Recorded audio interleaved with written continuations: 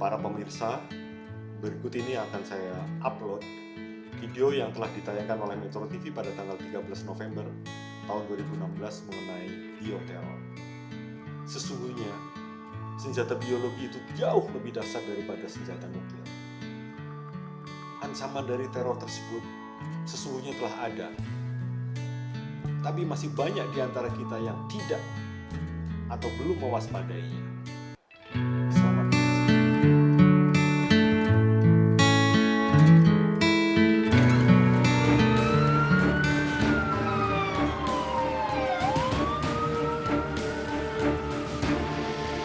But science is taking us into a new era of germ warfare.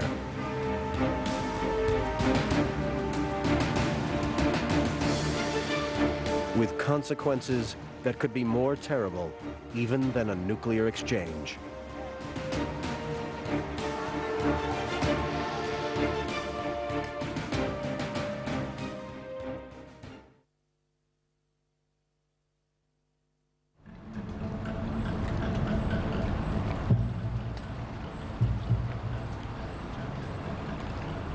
Silent, invisible,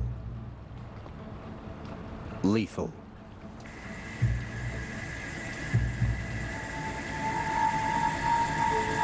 Biological weapons attack without warning. No bomb, no explosion is required.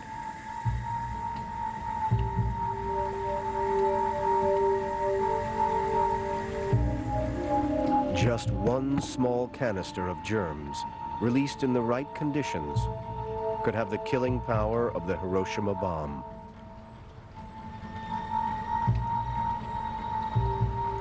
They will kill hundreds to thousands to tens of thousands, depending on their employment. You can't see them, you can't feel them, you can't touch them. There's terror associated with just the threat of use of biological warfare agents. The idea behind a germ weapon is simple. Use a deadly virus or bacteria to attack your enemy. As far back as the Middle Ages, the bodies of plague victims were catapulted into besieged cities to infect the people inside. With modern technology, growing billions of bacteria is cheap and easy. Any reasonably competent microbiologist could make biological materials, probably with minimum amount of facilities. Now, I wouldn't perhaps want to go into detail about how one might make these materials at home, but a microbiologist could make them fairly simply. The bugs are living organisms, which can die in strong sunlight or cold temperatures. For a weapon to work, they must be kept alive until they are needed. Today, we can produce deadly agents such as anthrax, a bacteria which can survive extreme climate conditions for up to 40 years. Once you have deadly germs capable of surviving, they need only to be delivered into the bloodstream of the enemy. To do this, they must be the right particle size to stay in the air and, after being inhaled, to get through the mucous membranes in human lungs.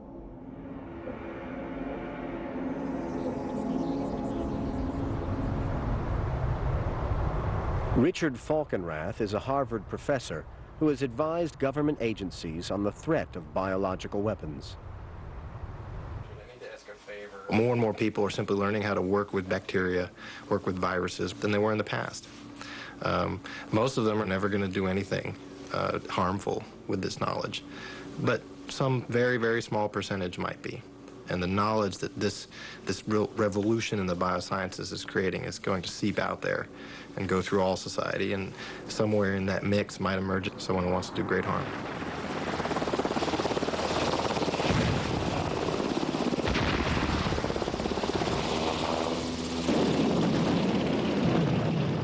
Although germ weapons existed during World War II, it's only now that U.S. troops are facing the real possibility of a biological attack. In 1990, Iraq invaded Kuwait, and the Gulf War broke out.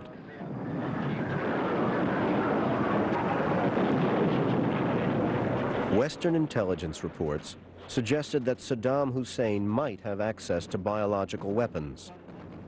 So U.S. soldiers had to struggle with protection suits as they prepared for battle. And there was every reason to believe that Saddam might be prepared to actually use biological weaponry. Under the auspices of the United Nations, inspections began. The search for hidden bioweapon plants was paramount to the investigators. You take your hand off my inspector now. I have instruction from my take boss. your hand off. Not from you. You do not touch my inspector. I don't touch him. You're touching me. If you touch me once more, I just... The Iraqis denied possessing biological weapons, let alone the means to manufacture them. They wouldn't admit to a program, and they even showed a group of journalists around their main production plant in early 1995, in March 1995, and a key person in the program was showing these journalists around, saying these are perfectly innocent places. Just 4 months later, after an Iraqi defector confirmed the UN's suspicions, Iraq was forced to admit that these supposed pesticide plants were in fact producing anthrax and other germ agents.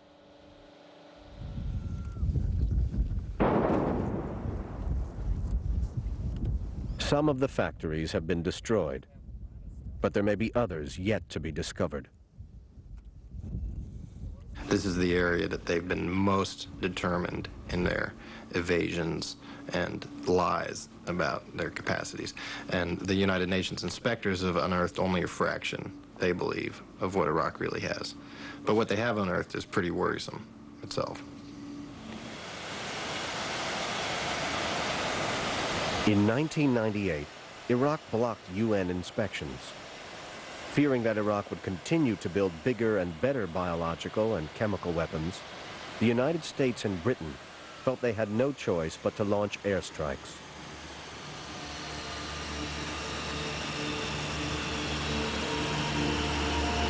For the first time in modern warfare, we face the real likelihood that germ weapons might be used on the battlefield.